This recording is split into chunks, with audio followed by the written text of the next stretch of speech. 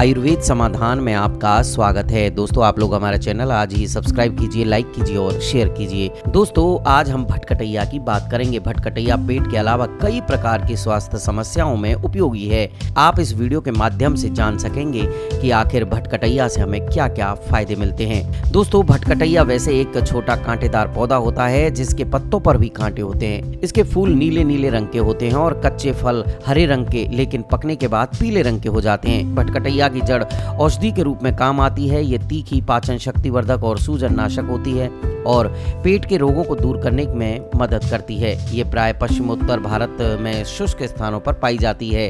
ये पेट के अलावा कई प्रकार की स्वास्थ्य समस्याओं के लिए बहुत ज्यादा ही उपयोगी मानी जाती है।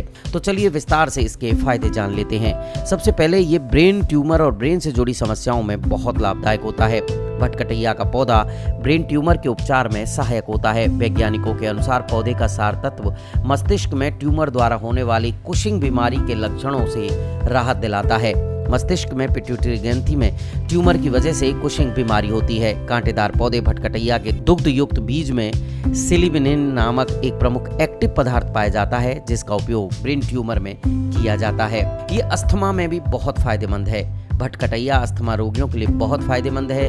20 से 40 मिलीलीटर की मात्रा में भटकटैया की जड़ का काढ़ा या इसके पत्तों का रस 2 से 5 मिलीलीटर की मात्रा में सुबह शाम रोगी को देने से अस्थमा ठीक हो जाता है।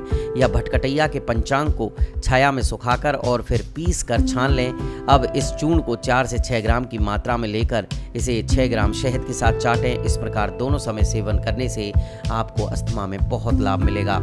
आपकी खांसी अगर कितनी भी पुरानी है तो उसको भी दूर करता है भटकटैया।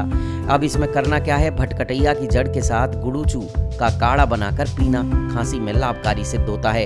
इसे दिन में 2 बार रोगी को देने से कफ ढीला होकर निकल जाता है। यदि काढ़े में काला नमक और शहद मिला दिया जाए फिर तो इसकी कार्यक्षमता और अधिक बढ़ जाती है। या भटकटैया के 14 से 28 मिलीलीटर काढ़े को 3 बार काली मिर्च के चूर्ण के साथ सेवन करने से खांसी में लाभ मिलता है। इसके अलावा बलगम की पुरानी समस्या को दूर करने के लिए 2 से 5 मिलीलीटर भटकटैया के पत्तों के काढ़े में छोटी पीपल और शहद मिलाकर सुबह शाम रोगी को पिलाने से खांसी में आराम मिलता है।